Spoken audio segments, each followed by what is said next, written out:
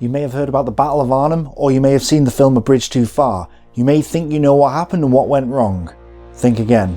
In this series, we're going to look at as much as Operation Market Garden as we can, even the bits other documentaries leave out. We will dispel the myths that surround this operation and find out who exactly was to blame for its failure.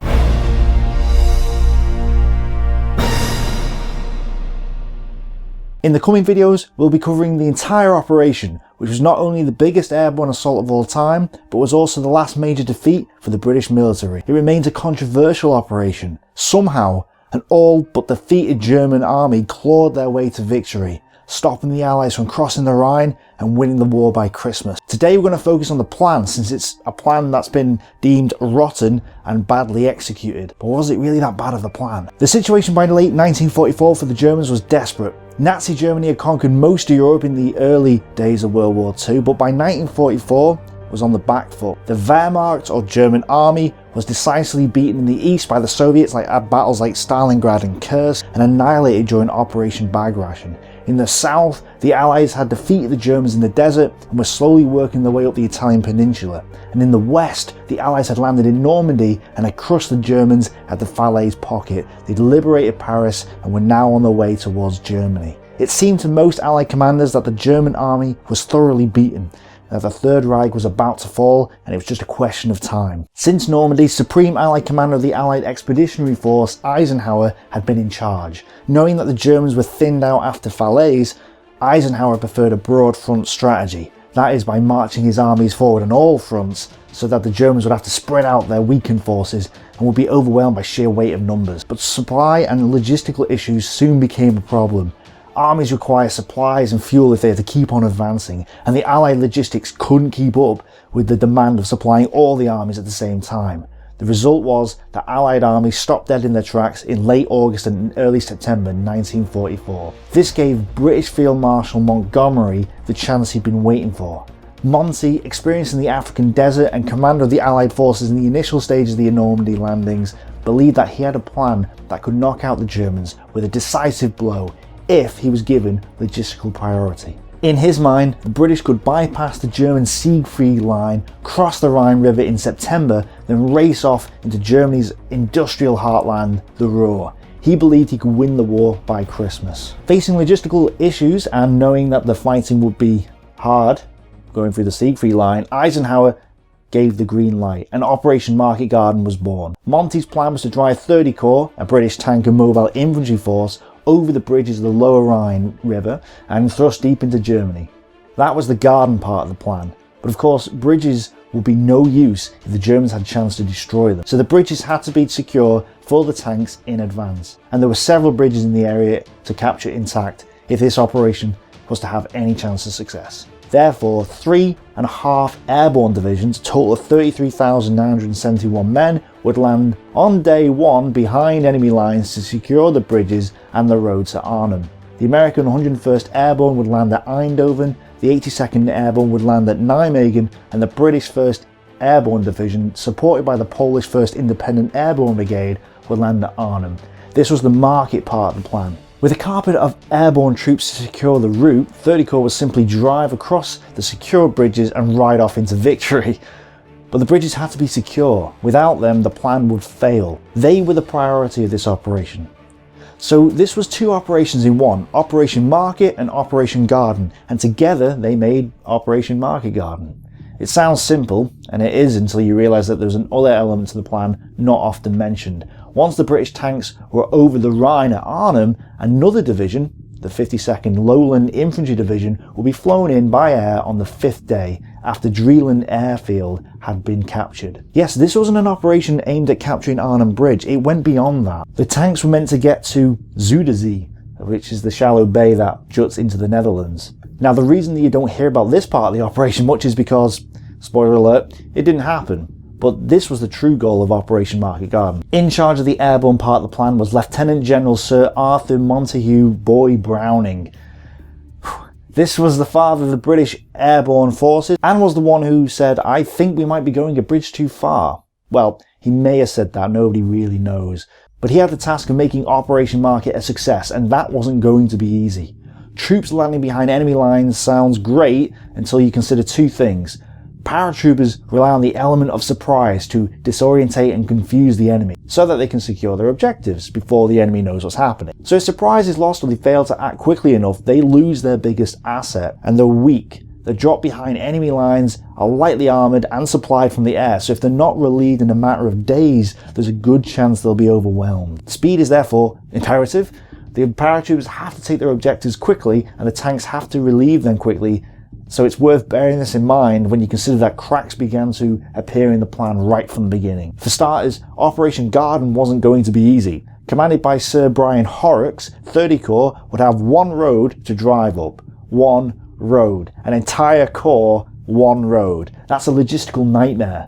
But considering the enemy could easily counterattack from the sides and cut the road at any point, plus they had to drive 60 miles just to reach Arnhem, I hope you can see the problem here.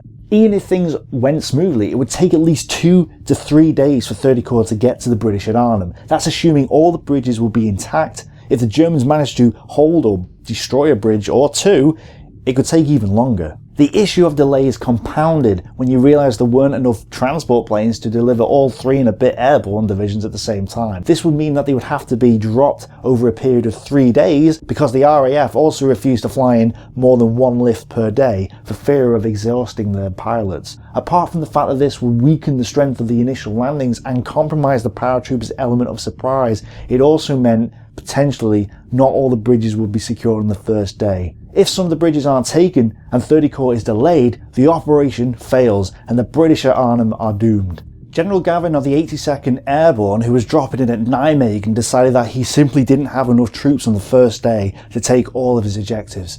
He wanted to take the bridges from both ends at once, but without enough troops on the ground, this task was impossible. He also feared an attack from the Reichswald, a forest that was within the borders of Germany, and he believed that there were a lot of Germans in there ready to counterattack. In his mind, he would have to pull forces away to capture the heights at Groesbeek in order to secure his position against the Reichswald, rather than send troops to take the Nijmegen Bridge. This meant they wouldn't be able to start their attack on the Nijmegen Bridge until later on the day, or until reinforcements arrived on the second day. The element of surprise would be lost, and it was likely that the Germans would have time to react, dig in, and prepare their defences at the Nijmegen Bridge. Not good. To make matters worse, the 101st Airborne had to take 5 bridges on the first day. 5! Led by Maxwell D. Taylor, the 101st would drop as close to the bridges as they could to take them as quickly as possible. This would give them the best chance of taking the bridges, but with 5 to take, chances are they wouldn't take them all. This and the problems at Nijmegen and the lack of transport meant that there was a big chance there was going to be a delay in reaching Arnhem. At first glance, however, the British 1st Airborne at Arnhem seemed to have the least amount of trouble. They only had 1 bridge to take, well 2, but 1 main one. Yet it wasn't as simple as that. The RAF refused to drop the paratroopers anywhere near the bridge because of the fear of anti-aircraft cover over Arnhem. And because the ground south of Arnhem Bridge was believed to be too marshy for a landing, although good enough for the Polish coming a few days later, they weren't allowed to land there either. Major General Roy Urquhart was the commander of the British 1st Airborne Division. Urquhart had never commanded paratroopers before and believed that once he had hit the ground, it was basically going to be the same as any other infantry battle. No. Paratroopers need to get to their objective quickly and sit tight for relief. Essentially, once you've taken your objectives, you're no longer attacking, you're just defending. So perhaps Urquhart was the wrong man for the job? Either way, due to pressure from the RAF and the US Air Force, Urquhart was forced to land 8 to 13 miles from the bridge. Yes, 8 to 13 miles away. Not only was there a real chance that the vital element of surprise would be lost, but also the British paras landing on day 1 would need to hold the landing zones for subsequent waves of paratroopers, meaning there was only a portion of the British paras landing on day 1 that would actually strike towards Arnhem Bridge. And the British would have to hold a huge area, which they struggled to hold with the entire division. To be fair to Urquhart, he did request the troops to be landed nearer to the bridge, such as south as Arnhem, which was again good enough for the Polish brigade coming later, but not for anyone else, apparently. Unknown to Urquhart, during the early planning stage, when briefed a few days before the battle, officers of the 1st Parachute Battalion actually volunteered to land on the town of Arnhem itself, rather than land so far away from the bridge. But in the end, Air Vice Marshal Hollinghurst refused Urquhart's request, and the landing zones remained many miles from Arnhem. It was purely about the anti-aircraft fire. The RAF and the US Air Force thought they'd take excessive losses if they landed near the city. Urquhart's taken the blame over the years for the fact that the landings were so far away from the bridge. In reality, that decision wasn't really his. It's often been argued that Urquhart should have insisted on closer landing zones, but the fact that remains, it didn't happen. The British would land 8 to 13 miles away from the bridge. Of course, the British could rely on the 1st Independent Polish Parachute Brigade, landing as reinforcements, who would hopefully arrive on day 3. Yes, it was no surprise that General Sosabowski, commander of the Polish Brigade, had his misgivings about this and the previous proposed operation, Operation Comet, which was basically similar to this one, but with less troops. You see, the airborne units had been told to prepare for battle time and time again over the last few months, only to have plans cancelled at the last minute. This not only affected morale, it gave the commanders an eagerness to get into battle, which may have clouded their judgment during the planning of Operation Market Garden. General Sosabowski was more accepting of the Market Garden plan because it was, well, better than the previous one, although it clearly wasn't perfect either. His Polish brigade would land south of Arnhem on day 3, when the element of surprise was lost days before. It was bad enough for the brigades landing on day 2, but the eagerness to get into battle felt by all the officers and troops is perhaps why the operation went ahead anyway. And it's also why vital intelligence reports about the existence of German tanks in the area were completely ignored. Now, tanks could easily overwhelm the lightly armed paratroopers and threaten the entire operation. Although a lot of the German units in the Arnhem area were of doubtful combat quality, they did have 2 rather depleted SS Panzer divisions in the area, the 9th and 10th SS Panzer divisions to be exact. Why were these intelligence reports dismissed? I guess we should ask Lieutenant General Frederick Browning, the man in charge of the whole airborne operation. He didn't want to cancel the plans for the mission, and with only 2 days remaining before it began. Browning also believed that the Germans were already defeated and that these tanks were probably just so few in number or would be slow to react. So he didn't warn Urquhart or any of the British paratroopers of the possibility of there being 2 SS Panzer divisions in the area, which meant that they didn't take as many anti-tank weapons or ammunition as they could have done. Oh, and Browning decided that his corps headquarters would be airlifted into Nijmegen on day 1, using a staggering 38 aircraft and extra gliders on top of that, all of which were taken from the British allocation of transport aircraft. And they were already starved of transport aircraft, as priority had been given to the Americans. Oh, and the decision was taken not to support the air transports or the paratroopers on the ground with ground attack aircraft. This meant that the Germans would be able to move freely in the daylight without fear of being attacked from the air, something they hadn't even been able to do in Normandy. The Germans could reinforce their troops as and when they liked, a fact that was going to be disastrous in the current battle. Despite having 2 under-strength SS Panzer divisions in the area, overall the Germans facing Operation Market Garden were quite weak and were forced to kind of fill the front with ragtag units, including units like the Eyes and Ears battalions, who consisted of men who had disabilities that had prevented them from fighting until now. By this point in the war, Germany was scraping the bottom of the manpower barrel. However, they were well led. Field Marshal Model, Commander-in-Chief of Army Group B, coincidentally had his headquarters in the Hartenstein Hotel, which was near to the British landing zones. He was an experienced leader, having earned nicknames such as Master of Defence, Lion of Defence, the Saviour of the Eastern Front, and the Führer's Fireman, because he constantly puts out fires and plugging holes in the front lines.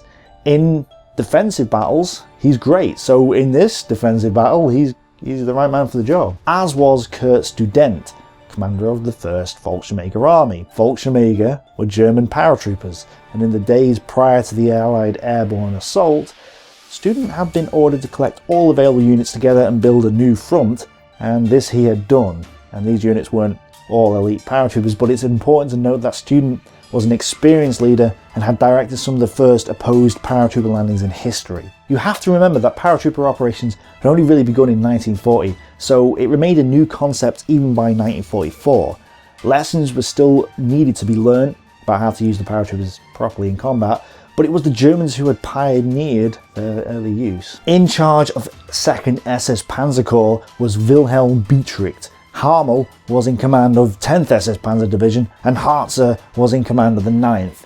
All of them were experienced commanders who'd proven themselves in previous campaigns, including in Normandy in operations like Epsom and Goodwood. Good commanders commanding ad hoc forces is what the British and Americans were facing. However, it's worth noting that although the two SS Panzer divisions together maybe had 7,000 men at the most, about 30% of what they should have been, the entire 2nd SS Panzer Corps had spent a good 15 months performing anti-paratroop landing training, and these training exercises were fresh in their minds. Essentially, the paratroopers were landing against an enemy who knew how to deal with them. So this is where we are on the eve of battle. 3 landing zones, 1 road, and an unestimated enemy. The plan has potential to end the war by Christmas, but it isn't flawless. I'll leave you with a question. How rotten was this plan? And do you think it was doomed to fail from the start? Comment below and let me know. Next time we'll see what happens on day 1, so don't forget to like and subscribe if you haven't done so already. Thanks for watching, thanks for subscribing, bye for now.